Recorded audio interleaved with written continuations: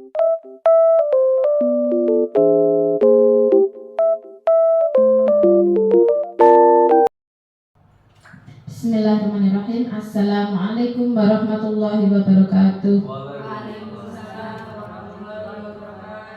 Alhamdulillah wa syukurillah wa la hawla wa la quwata illa billah.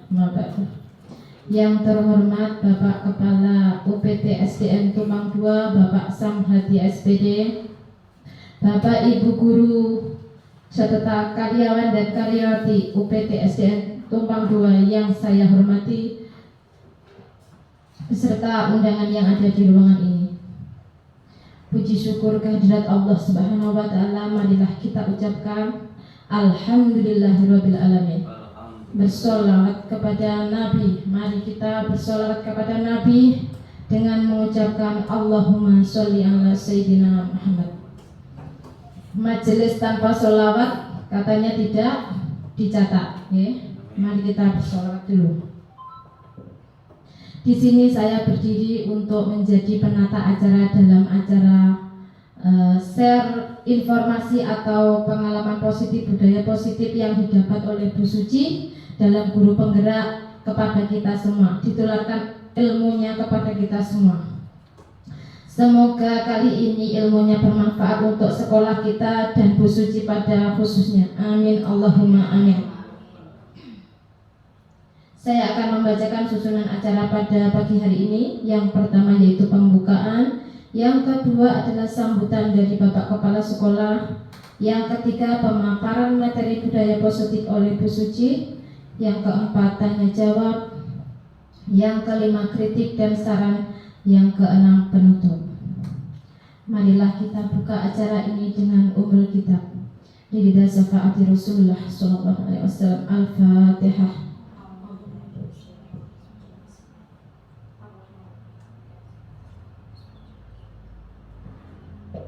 Meniti acara berikutnya yaitu sambutan dari Bapak kita, Bapak Kepala Sekolah UPT SDN Tumpang 2 kepada Bapak Samhadi SPD. Monggo saya berikan waktu dan tempat.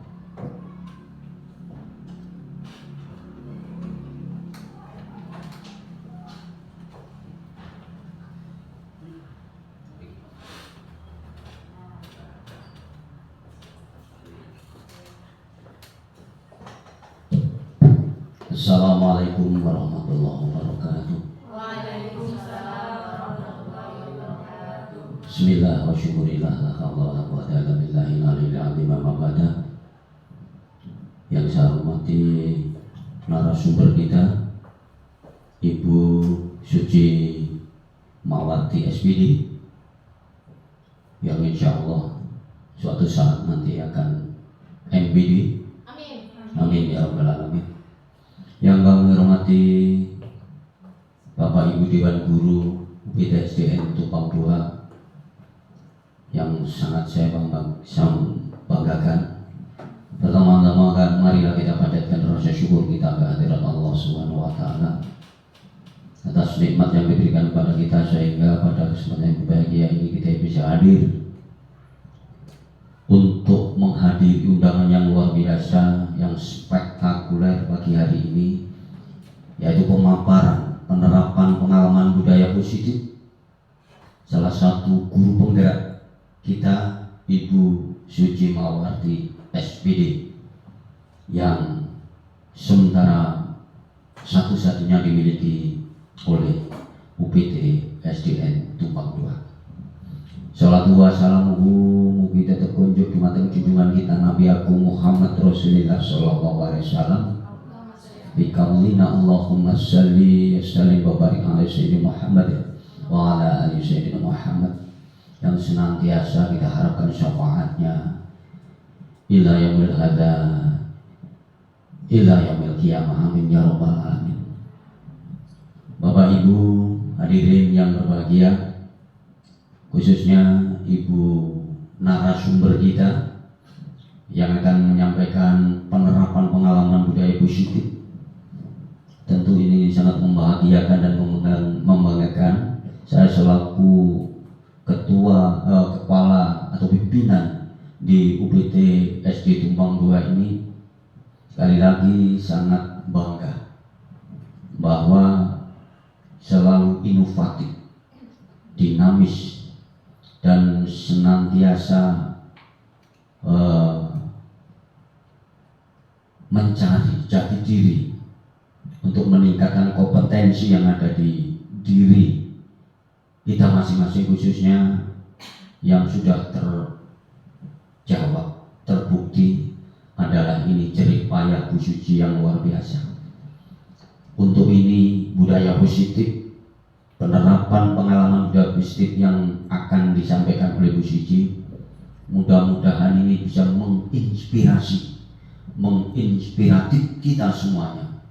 Senantiasa tolabul ilmi faridatun alal muslimin muslimat, long life education, kejarlah ilmu walau sampai di negeri Cina. Artinya apa? Ini long life education adalah belajar seumur hidup, termasuk yang tua seperti saya, seperti Maklas Mini Novi Ananti Putri, ya, posisinya di sana.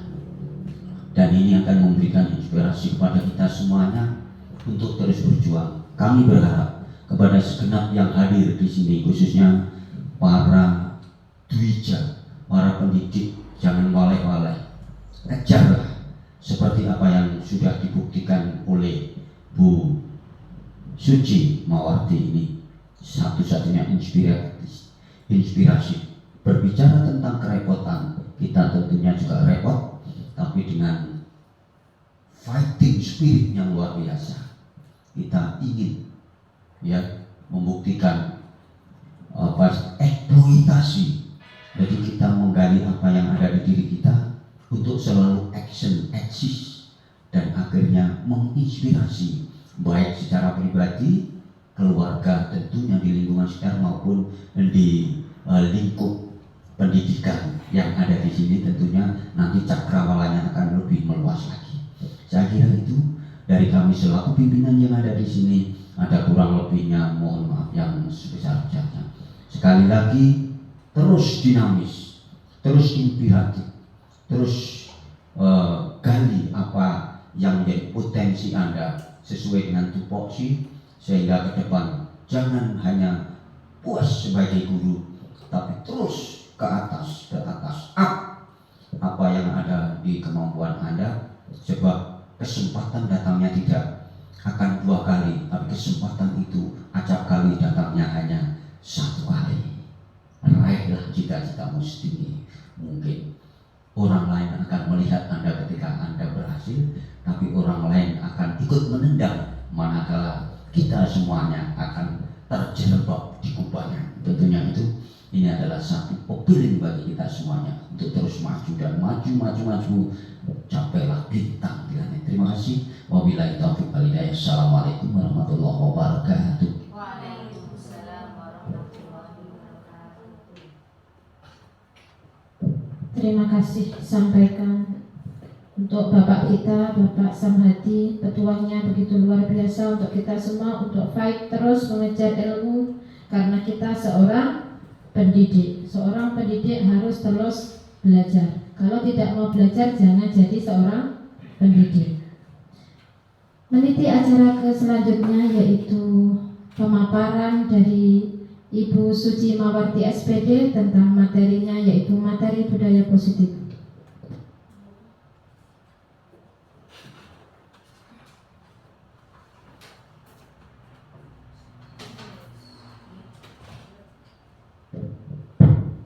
Disampaikan terima kasih atas kesempatan yang diberikan. Baik, saya mulai ya. Bismillahirrahmanirrahim. Assalamualaikum warahmatullahi wabarakatuh. Bismillahirrahmanirrahim. Alhamdulillahirabbil alamin. Wassalatu wassalamu ala asrofil anbiya'i wal mursalin wa ala alihi wa ashabihi ajmain.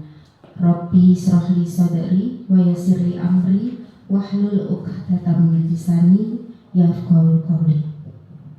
Yang saya hormati Bapak Samhadi selaku Kepala UPT SD Negeri Tumpang 2, yang saya hormati Bapak Ibu Guru beserta seluruh staf dan karyawan UPT SD Negeri Tumpang 2. Alhamdulillah, puji syukur kehadirat Allah Subhanahu wa Ta'ala atas segala limpahan rahmatnya. Hari ini kita masih dapat berkumpul bersama dalam acara penyebaran pemahaman dan penerapan pengalaman budaya positif, insya Allah dalam keadaan sehat walafiat, tidak kurang suatu apapun. Amin. Sholawat serta salam tidak lupa kita aturkan kepada junjungan kita Nabi Muhammad SAW, yang insya Allah kita nantikan syafaatnya di yaumul kiamah nanti. Baik Bapak Ibu Guru semua, sebelumnya saya sampaikan terima kasih atas pengorbanan panjenengan yang sudah merelakan waktu untuk duduk bersama-sama, belajar bersama.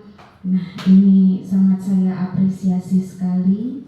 Kemudian saya juga mohon maaf bila nanti apa yang saya sampaikan mungkin kurang berkenan di hati Bapak Ibu. Nah, di sini saya berada di depan bukan berarti saya lebih bisa dari panjenengan, bukan gitu.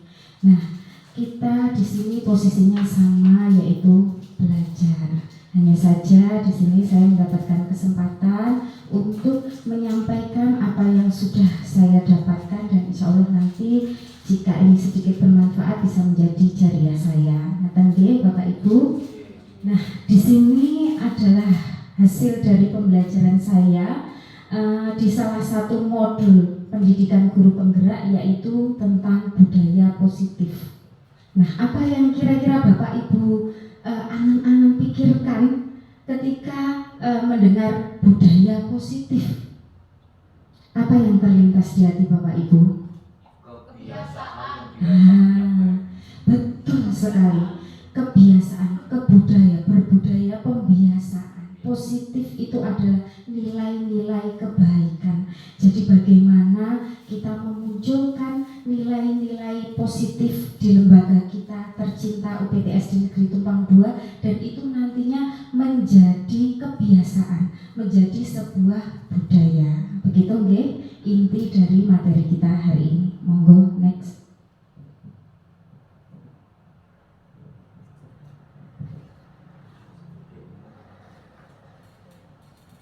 Nah, pada materi ini terdapat 8 pokok bahasan. Yang pertama adalah perubahan paradigma belajar. Kemudian yang kedua adalah disiplin positif. Ketiga, nilai-nilai kebajikan. Yang keempat, kebutuhan dasar manusia. Yang kelima, motivasi perilaku manusia. Yang keenam, posisi kontrol guru. Kemudian yang ketujuh, keyakinan kelas. Dan yang terakhir adalah segitiga restitusi. Pokoknya, nah nanti kita bahas bersama-sama satu persatu. Monggo.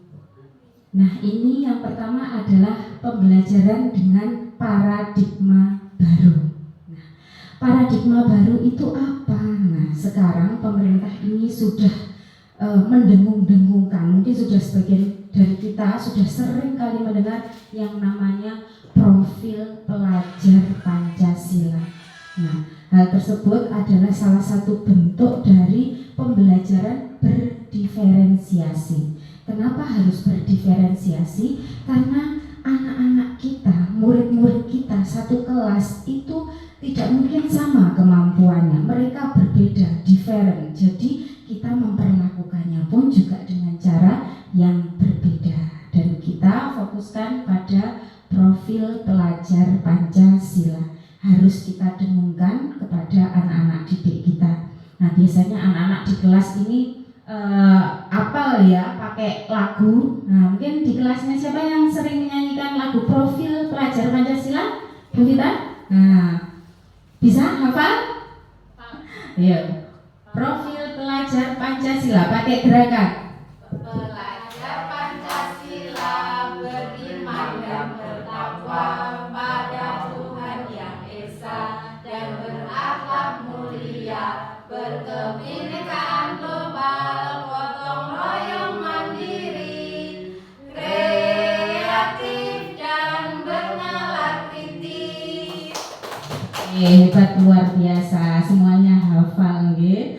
Nah, mungkin gerakannya ada sedikit modifikasi, tidak apa-apa, tapi intinya ada 6 poin yang harus kita terus dengungkan, kita terus sampaikan, kita terus ingatkan dan juga amalkan. Yang pertama adalah beriman kepada Tuhan yang Maha Esa, berakhlak mulia. Yang kedua adalah mandiri, kemudian bernalar kritis. Nah, seneng takok itu bukan rewel ya, tapi ini salah satu perwujud dari nalar kritis.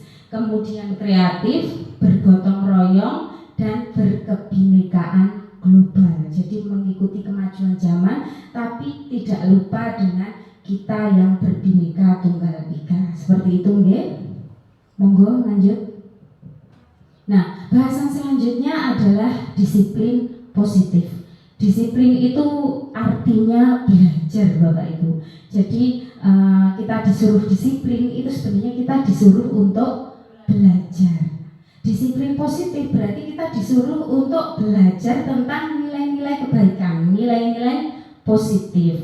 Nah, tujuannya adalah kita untuk menciptakan murid yang memiliki kedisiplinan, berarti memiliki jiwa untuk mau belajar, sehingga perilaku mereka itu akan memiliki nilai-nilai kebajikan yang universal atau menyeluruh dan memiliki motivasi intrinsik atau motivasi dari dalam dirinya, sehingga mereka akan berusaha untuk merubah perilakunya ke arah yang lebih baik selalu dan selalu. Intinya mereka ada dorongan dari dalam dirinya untuk berusaha lebih baik lagi. Oke, lanjut. Nah, nilai-nilai kebajikan apa yang kita tanamkan kepada anak-anak? Nah, tadi sudah kita bahas pertama, yaitu yang pertama tentang nilai-nilai kebajikan yang ada pada profil pelajar Pancasila. Kemudian ada nilai kebajikan yang dicetuskan oleh IBO Primary Years Program atau PIP. Apa Pak? Sudah pernah dengar mungkin? Nah, terdiri dari toleransi, rasa hormat, integritas, mandiri, menghargai, antusias, empati, keingintahuan, kreativitas, kerjasama, percaya diri, dan komitmen. Sebenarnya ini sudah tanpa kita sadari kita sudah melatih anak-anak untuk melakukan ini, okay? Karena jiwa kita sebagai seorang guru pasti akan memberikan contoh yang baik untuk anak-anak kita.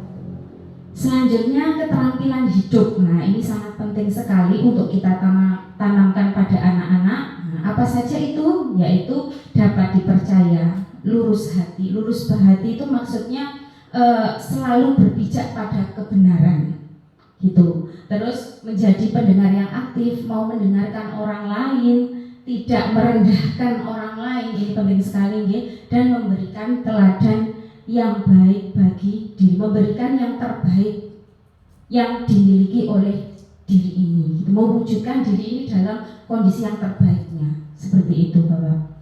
Seperti itu, ya, Bapak Ibu. Lanjut. Nah, ini adalah 5 kebutuhan dasar oleh manusia, dan tentu saja 5 kebutuhan dasar ini juga dimiliki oleh anak-anak kita. Tidak hanya orang tua saja, tetapi anak kecil ini kebutuhan dasarnya juga wajib dipenuhi. Kalau misalkan ada anak kita di kelas bermasalah, coba cek apakah kebutuhan dasarnya ini sudah terpenuhi atau belum. Gitu nggih, Bapak Ibu. Sambil kita introspeksi, termasuk saya pribadi, nggih, kira-kira apa ya yang kurang, seperti itu. Yang pertama adalah kebutuhan untuk bertahan hidup. Ini penting sekali, yaitu makan, pakaian, tempat tinggal, keamanan, dan kesehatan. Sudahkah murid kita mendapatkan itu? Anak-anak kita sudah mendapatkan itu? Kemudian yang kedua adalah rasa kasih sayang dan diterima. Ini penting sekali, nih. Ketika anak merasa disayang, ketika anak merasa diterima, itu akan muncul potensi kepercayaan diri. dia tidak akan segan-segan menunjukkan sisi terbaiknya. Berbeda dengan anak yang merasa tidak diterima, merasa tidak disayang, dia akan minder, takut untuk menyampaikan apa yang ada dalam hatinya. Kemudian kebutuhan yang ketiga adalah penguasaan. Nah, ini penguasaan itu adalah harga diri, keinginan untuk dianggap, memimpin, berprestasi, dan diakui serta didengar. Kebutuhan selanjutnya adalah kebebasan. Nah, ini yang saya merasa anak-anak saya, murid-murid saya di kelas ini sangat dominan, itu butuh kebebasan. Karena seringkali saya masuk pelajaran, nah anak-anak itu butuh bebas, masih kurang istirahatnya, begitu. Nah ini mereka itu ingin mandiri, artinya ingin melakukan segala sesuatunya itu sendiri. Kemudian memiliki pilihan, mencoba hal-hal baru. Ini kalau aku bondok apa boto iki nek genteng kono piye ya reaksine wonge gitu, piye ya bebeke kae muni piye. Nah seperti itu, ingin mencoba hal-hal baru, mampu mengendalikan arah dirinya. Selanjutnya kebutuhan yang kelima adalah kesenangan. Kesenangan ini adalah kebutuhan pokok anak-anak itu bermain ya, karena anak-anak pasti jiwa utamanya adalah bermain, humor, antusias dan tertawa. Nah, ketika 5 elemen kebutuhan dasar ini sudah terpenuhi, insya Allah nanti pembelajaran anak-anak kita akan berjalan dengan maksimal. Jadi kalau nanti ada kendala, ada baiknya kita konsultasi dengan wali murid, kondisinya seperti apa di rumah, kenapa kok di sekolah seperti ini, begitu. Pasti ada yang kurang di salah satunya. Next. Nah, ini adalah motivasi yang ada pada diri manusia. Ada 2 motivasi, intrinsik dan ekstrinsik. Motivasi intrinsik itu motivasi yang berasal dari diri sendiri. Jadi ada dorongan dalam hatinya, itu ingin menjadi orang yang mereka inginkan dalam arti orang yang baik. Seperti itu.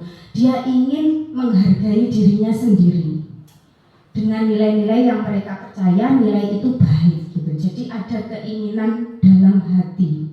Contohnya misalkan mengerjakan tugas. Nah, mengerjakan tugas bukan karena takut dimarahi guru, bukan karena takut nanti nggak dapat nilai, tapi karena takut kalau saya tidak mengerjakan tugas ini, saya tidak tahu, saya tidak dapat ilmu. Nah, seperti itu, okay? Itu adalah motivasi dalam diri. Sedangkan kalau ekstrinsik itu dari luar, motivasinya dari luar, itu bisa karena anak itu untuk menghindari ketidaknyamanan atau hukuman, atau yang kedua untuk mendapatkan penghargaan atau imbalan dari orang lain. Nah, motivasi ekstrinsik ini sifatnya jangka pendek, jadi tidak akan bertahan lama.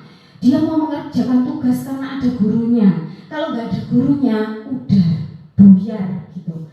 Jadi kalau mau motivasi itu selalu ada dalam jangka panjang, maka anak-anak itu perlu mendapatkan motivasi intrinsik, yaitu tumbuh dari dalam hatinya sendiri. Next.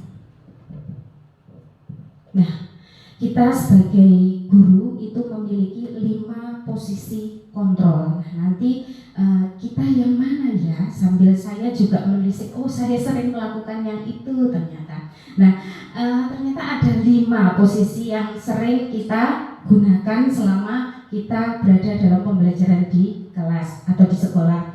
Yang pertama adalah penghukum. Nah, berarti tukang hukum. Nah, saya juga pernah soalnya. Kemudian yang kedua, pembuat rasa bersalah. Yang ketiga sebagai teman, jadi memperlakukan anak-anak sebagai teman. Ada guru yang seperti itu, mungkin kadang-kadang saya juga seperti itu. Kemudian pemantau itu pengamat, jadi cuma melihat, oh misalkan kamu punya kesalahan, nanti jangan diulangi. Jadi tanpa ada tindak lanjut, berarti itu pemantau. Kemudian yang terakhir adalah manajer. Manajer itu ketika ada suatu permasalahan, ditanya dulu, kenapa kok seperti itu? Alasannya apa? Itu sudah salah atau belum? Menurut versimu, bukan versi kita, nggih. Kamu merasa bersalah atau tidak? Kalau dia sudah menunjukkan rasa bersalah, lanjut kita tanya, bagaimana solusinya? Kalau kamu tahu salah, bagaimana solusinya? Biar dia sendiri yang mencari solusi. Kalau dia yang nyari solusi, berarti nanti efeknya solusi itu akan dijalankan lebih maksimal. Nah, dari 5 posisi kontrol ini kira-kira yang paling baik yang mana Bapak Ibu? Yang paling baik untuk kita terapkan di anak? Teman? Apakah penghukum? Apakah manajer? Apakah pemantau? Pembuat rasa bersalah? Yang mana? Sebenarnya teman boleh, tapi yang paling tepat itu adalah sebagai, ya betul sekali, sebagai manajer gitu teman-teman. Jadi kita tanya dulu apa latar belakang anak-anak itu berbuat seperti itu, kemudian menyadarkan dia alias dia sendiri menyadari kesalahannya dan dia berusaha mencari solusi. Begitu. Next. Nah, ini ada beberapa kasus nih Bapak Ibu. Yang pertama, ini ada kasus murid datang terlambat ke sekolah. Kemudian ada salah satu guru sebagai penghukum, lari putar lapangan 5 kali. Nah, seperti itu contohnya, nggih. Nah, saya dulu waktu SD sering kali seperti itu. Bahkan kalau terlambat itu sambil junjung sepeda, itu teman saya dulu seperti itu. Ya memang efek jerahnya itu luar biasa. Tapi ketika sudah tidak di sekolah itu, tidak ketemu dengan penghukum itu, wah, telatih lebih nemen lagi Bapak Ibu. Jadi sifatnya cuma sementara. Kemudian pembuat rasa bersalah. Contohnya, berapa kali ibu harus bilang sama kamu selalu saja mengecewakan Bu Suci. Nah, itu contohnya membuat rasa bersalah. Pernah saya juga seperti itu. Next.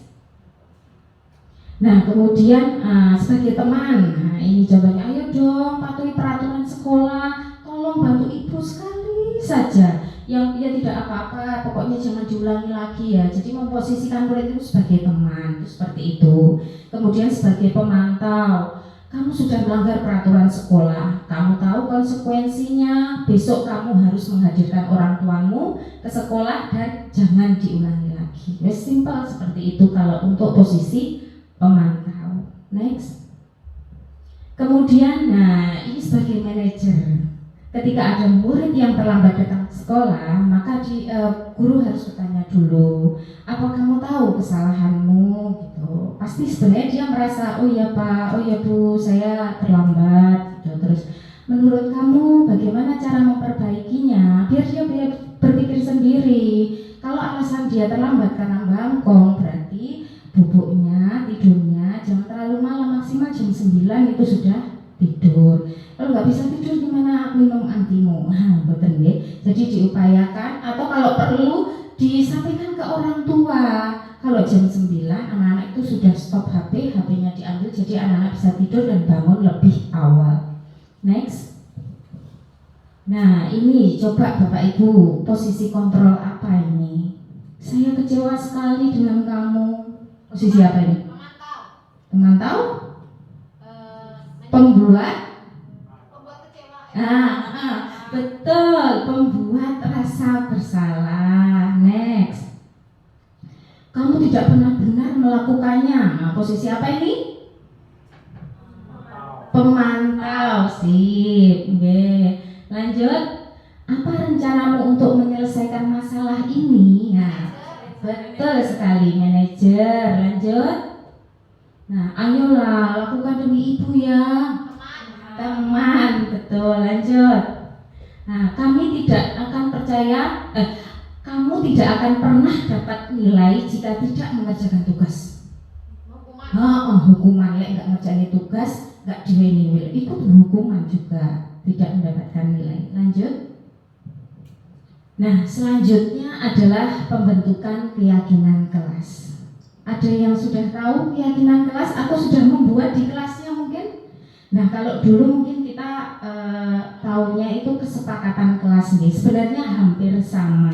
Cuma bedanya kalau sekarang itu kita pakai keyakinan kelas. Kenapa? Karena keyakinan kelas itu abstrak, jadi lebih luas cakupannya. kemudian berupa pertanyaan yang universal. Jadi tidak spesifik satu hal saja, tetapi mencakup keseluruhan.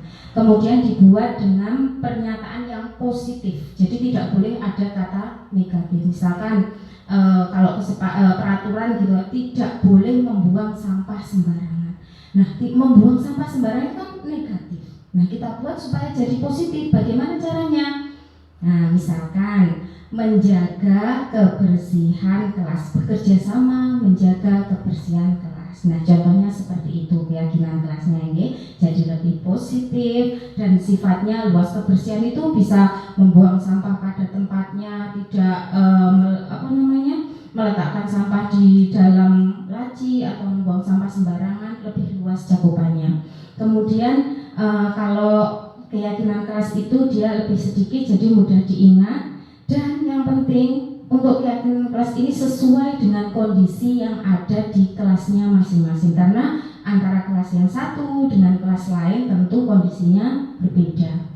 Selanjutnya yang paling penting, kalau keyakinan kelas itu harus dibuat oleh seluruh warga kelas. Jadi setiap anak itu berhak menyampaikan pendapat. Supaya apa? Supaya kelasnya itu menjadi kelas yang aman, nyaman, sehingga anak-anak bisa belajar dengan maksimal. Jadi semuanya nanti wajib menyumbangkan ide-ide untuk membuat keyakinan kelas. Nah, seperti ini, Nggih.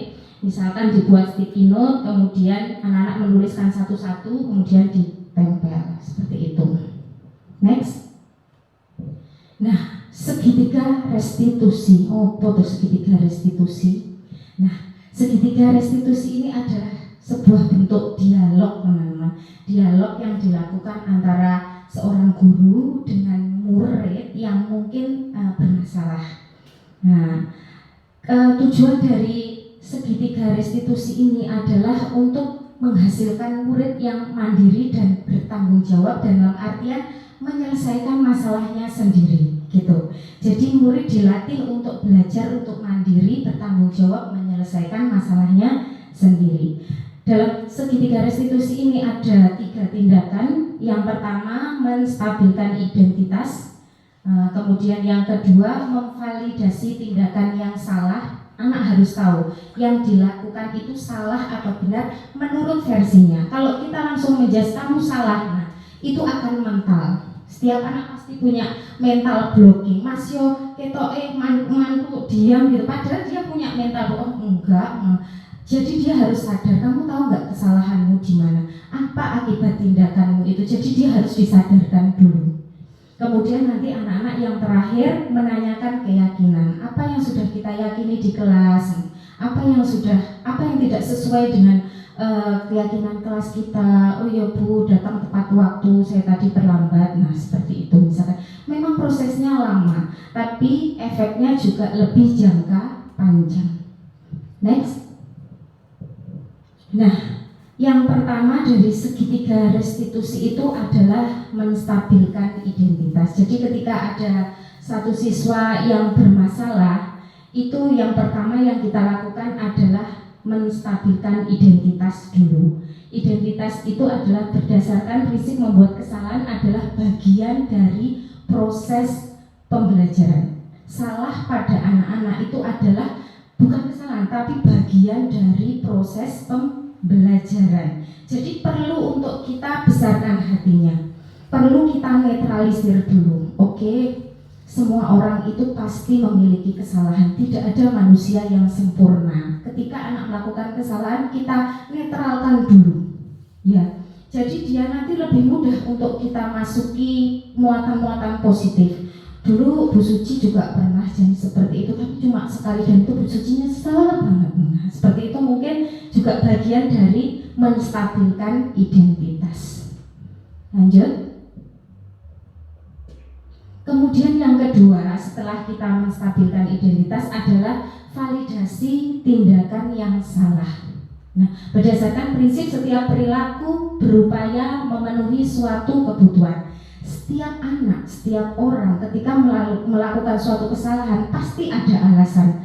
Menurut kita salah, menurut anak itu belum tentu. Jadi berikan dia kesempatan untuk membela diri. ada anak bertengkar, berkelahi, berikan kesempatan untuk anak itu menyampaikan penyebabnya apa. Lah aku loh bu, penggarisku diceklek nih, nah, seperti itu.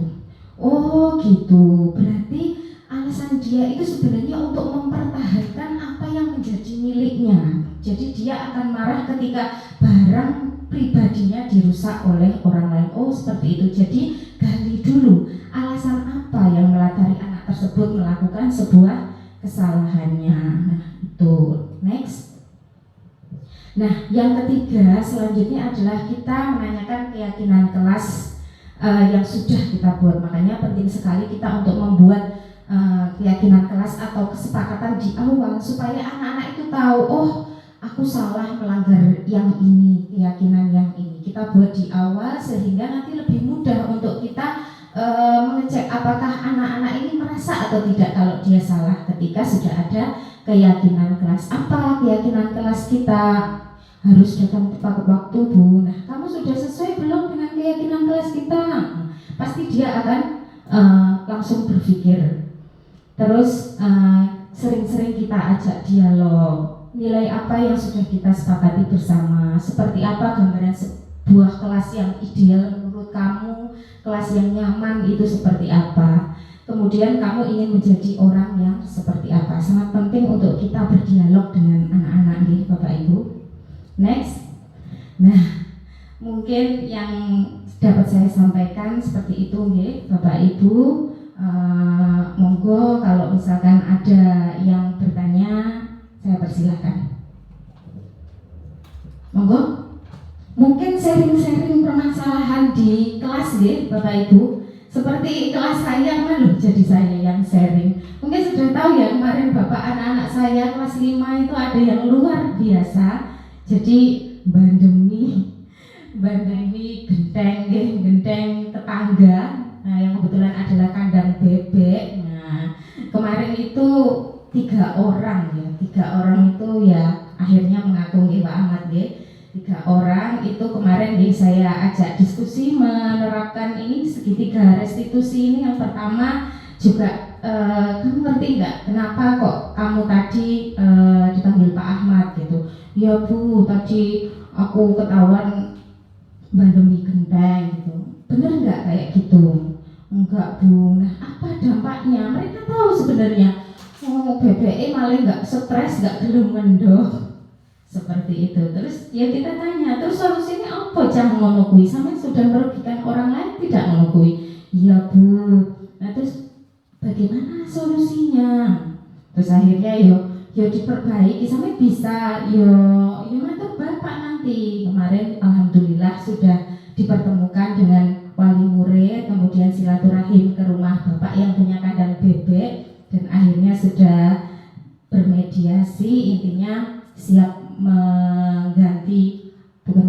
bertanggung jawab memperbaiki seperti itu. Dan alhamdulillah itu nanti akan menjadi efek jerah anak-anak dan semoga tidak terulang lagi seperti itu kemarin yang kasus baru-baru yang ada di kelas saya.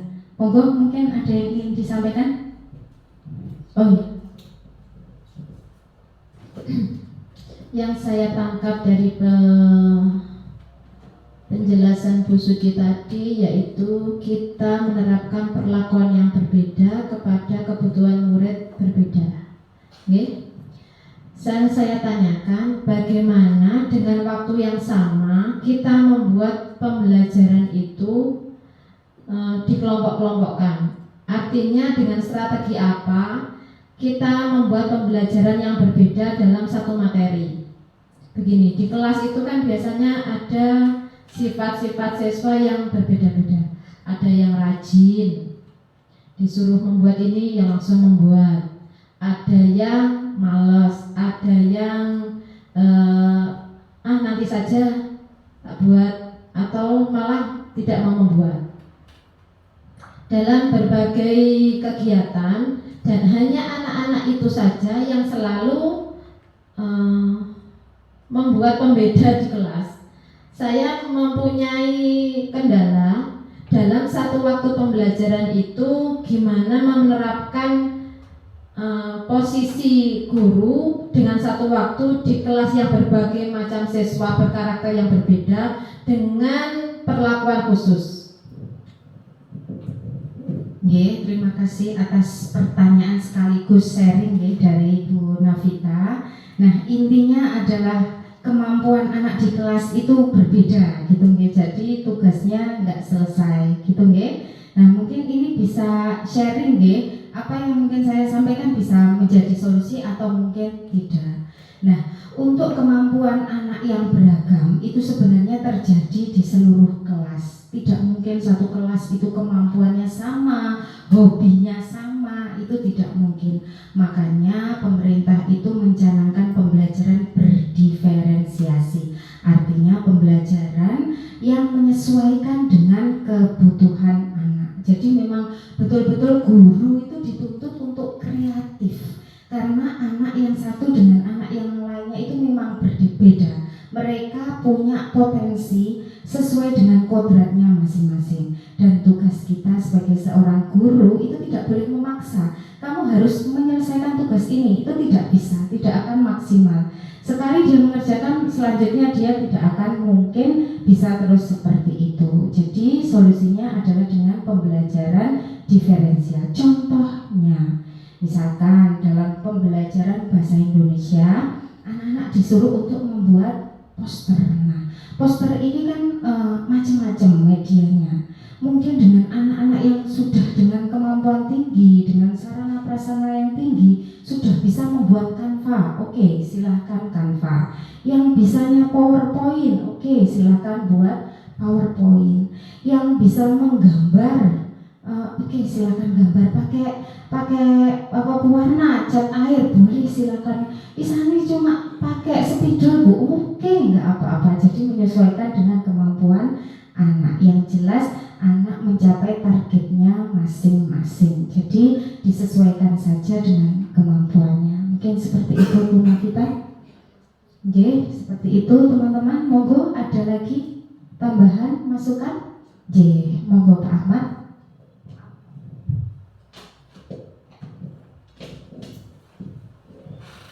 Terima kasih untuk menindaklanjuti dari Bu Vika, dan ini kemarin barusan impact ya. Nah itu ini sudah tepat. Kalau ada permasalahan kita pecahkan bersama-sama di dalam lingkungan sekolah ini.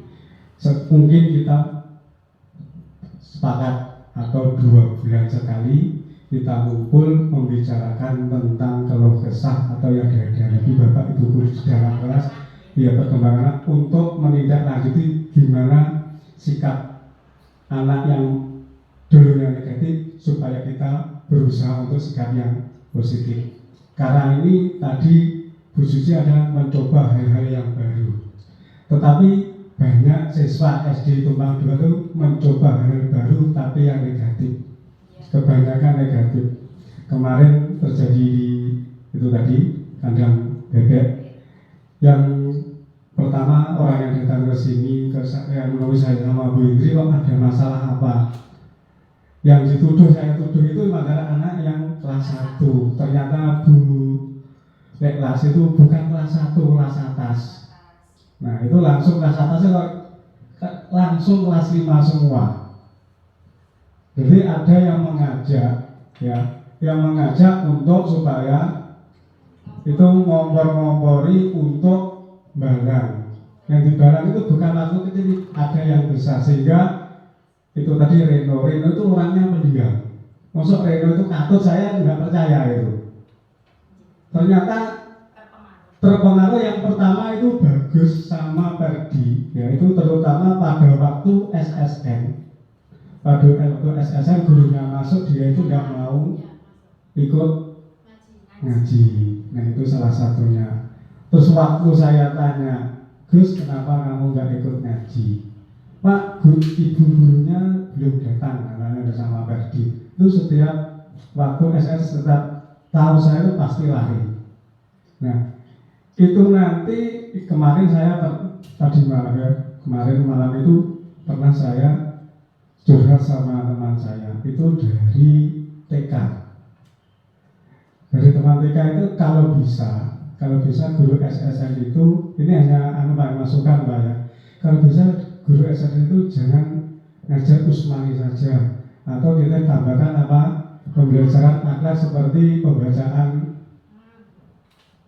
surat-surat pendek atau hafalan hadis gitu Pak. Itu masukan. Jadi nanti biar dari masyarakat luar itu biar tahu SDN Tumpang 2 itu tidak aja ngaji Usmani, ada tambahan ngaji seperti yang ada di MI. Jadi SD rasa MI gitu Pak. Itu tambahan saja gitu. Dan untuk menindaklanjuti tadi, kok ada masalah saya unek-unek Bu ya. Kalau ada suatu masalah siswanya hanya itu saja di dalam kelas kok rame. Kalau rame itu nanti yang serius akhirnya terganggu, akhirnya ikut. Itu kalau di kelas saya dulu, yaitu siswa itu harus dipisah dan harus ada gurunya lagi. Karena biar fokus, nanti yang anak-anak ini, yang anak-anak yang bikin onar ini biasanya di dalam kelas itu diamnya hanya 5 menit itu sudah bagus. Dan itu aku nanti akan mengajak temannya yang diam akhirnya ikut. Itu adalah untuk kalau bisa ya. Kalau di sini mungkin nggak bisa. Kalau di waktu saya dulu bisa karena gurunya banyak dan itu khusus untuk menangani anak-anak seperti itu. Dan itu membutuhkan juga dana. Kalau membutuhkan dana itu biasanya yang bayar bukan sekolahan, tapi dari dinas. Itu kita mengusulkan. Ini teman saya dari Kecamatan Mudanau, SD Jati 1 itu mengajukan SD inklusi. Jadi bertanya, Pak bagaimana untuk anak? Ya kita bikin guru tersendiri atau pendamping khusus. Nah itu ya dananya dari sekolah. Kalau dari sini kalau belum ada itu dari sekolah. Tapi kalau Bapak mungkin Pak Sam mengusulkan untuk mengambil guru khusus tapi diminta honornya dari dinas itu mungkin juga bisa. Kalau di sini mungkin akan lebih baik. Itu dari saya. Saya kira wassalamualaikum warahmatullahi wabarakatuh.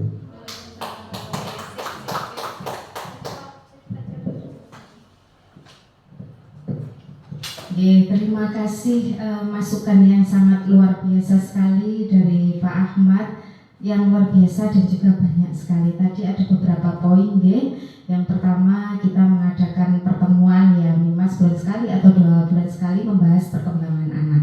Itu bagus sekali. Jadi nanti guru yang akan menerima siswa itu sudah tahu kondisi anak sehingga bisa melakukan antisipasi. Oh, bocah ini karakternya seperti itu. Ketika dicoba cara ini nggak mempan, pakai cara yang lain gimana supaya anak ini bisa lebih baik lagi. Bagus. Kemudian tadi anak yang berbeda dipisah gitu nah itu juga oke, mungkin bisa menjadi salah satu alternatif yang nanti bisa kita coba. Nah untuk Bagus, kemudian Reno, Ferdi, sama satu lagi Habib ya, itu memang ya kemakan omongan temennya, jadi ada yang ngompor-ngompori. Jadi anak-anak yang diam akhirnya kesetrum, katut gitu. Nah mungkin memang ya jam-jam rawan, dan karena keterbatasan guru juga untuk selalu mendampingi anak-anak, jadi memang pendampingan itu sangat luar biasa sekali manfaatnya untuk anak-anak, dan mereka itu biasanya cari lenonya guru-guru. Nah seperti itu, apalagi memang anak-anak yang mempunyai jiwa kebebasan yang tinggi itu mencari kesempatan kapan gurunya nggak ada. Nah kemudian eksperimen seperti itu, dan ya mau nggak mau mereka harus mendapatkan konsekuensinya. Mungkin bisa jadi efek jerah untuk yang lain juga. Mungkin ada lagi? Jika sudah, saya akhiri diseminasi hari ini. Saya sampaikan terima kasih atas kehadiran teman-teman semua. Saya sampaikan mohon maaf jika dalam penyampaian saya ada salah kata yang menyinggung Bapak Ibu. Semoga Semoga sedikit yang saya sampaikan ini bisa bermanfaat untuk kita semua. Mari kita tutup dengan bacaan hamdalah bersama-sama. Alhamdulillahirabbil alamin. Dari saya sekian, wassalamualaikum warahmatullahi wabarakatuh.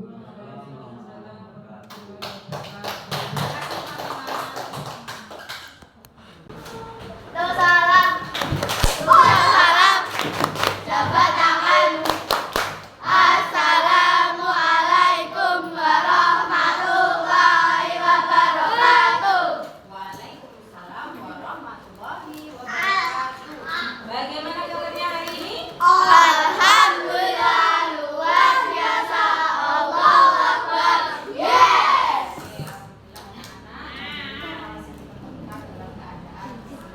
Hari ini ada tidak masuk? Ada.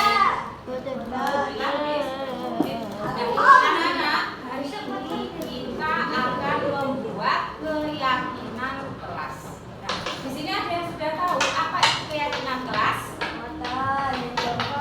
Ada yang tahu? Nah, kalau sebelumnya kita sudah pernah membuat, sampai sudah tahu yang namanya peraturan kelas, pasti sudah membuat kesepakatan kelas. Nah, ini hampir sama dengan kesepakatan kelas. Intinya kita menyepakati sebuah aturan, ya. Keyakinan kelas itu sama dengan kesepakatan yang dibuat bersama-sama. Jadi sekalian hari ini kita belajar musyawarah. Nah, tujuan keyakinan kelas ini untuk apa? Ada yang tahu? Kenapa kok ada peraturan? Kenapa kok ada kesepakatan kelas? Kenapa ada keyakinan kelas? Siapa yang tahu tujuannya untuk apa? Agar disiplin. Agar disiplin, baik. Agar tertib, baik. Ada lagi? Oke, intinya keyakinan kelas ini bertujuan agar supaya kelas kita menjadi kelas yang aman, kelas yang nyaman, sehingga sampai nanti bisa belajar dengan maksimal. Contohnya apa anak-anak keyakinan kelas itu? Nah, keyakinan kelas ini harus menggunakan kalimat yang positif ya anak-anak. Misalkan kalau sebelumnya ada peraturan tidak boleh membuang sampah sembarangan. Nah, itu masih negatif. Membuang sampah sembarangan itu sesuatu yang negatif. Kita ganti menjadi supaya positif. Siapa yang bisa? Supaya bisa jadi positif? Enggak? Nah, bagaimana supaya menjadi positif? Iya, betul. Yes, menjaga kebersihan kelas. Bekerja sama menjaga kebersihan kelas. Seperti itu bisa, nggih? Nah, mungkin ada lagi yang lain? Nah, nanti Bu Suci akan bagikan ini apa? Semua tahu ini apa? Ini namanya sticky note. Nah, nanti Bu Suci bagikan satu-satu. Silakan kalian tulis keyakinan kelas seperti apa yang nanti bisa membuat kelas kita ini menjadi kelas yang aman, nyaman, sehingga sampai belajarnya enak maksimal. Oke? Bisa dipahami? Bisa. Nanti kalau sudah selesai ditempel di papan itu akan kita jadikan sebagai keyakinan kelas kita. Paham? Silakan dikeluarkan pulpennya, nggih. Tulis.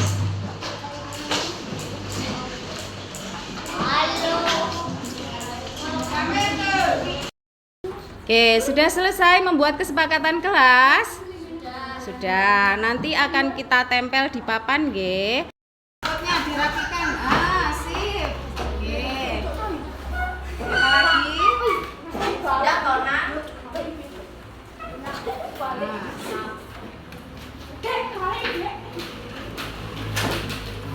Anak-anak alhamdulillah sudah selesai, nggih. Ada 23 anak yang sudah membuat keyakinan kelas dan sudah ditempel di papan kita.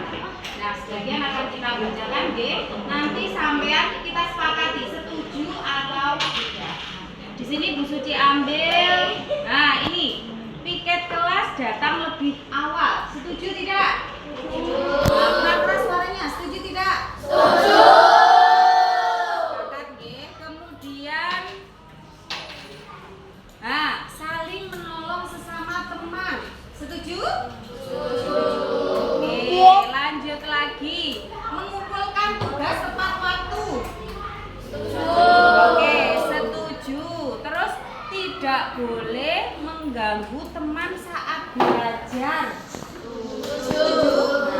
Ingat di sini ada kalimat negatif, tidak boleh mengganggu teman saat belajar. Seharusnya bagaimana supaya menjadi positif? Menyayangi dan menghargai teman. Nah, atau menjaga kerukunan di kelas. Saya pahami nggih? Anak-anak kita sudah membuat keyakinan kelas. Ini nanti akan kita pajang nggih sebagai tanda bahwa kita sudah sepakat, kita sudah membuat keyakinan kelas dan supaya ini bisa dijalankan, tidak hanya dibuat tapi juga dilakukan. Tujuannya supaya apa tadi? Agar kelas menjadi disiplin. Kelas menjadi tertib, aman, nyaman sehingga sampean bisa bisa dipahami? Bisa dipahami? Sekian dari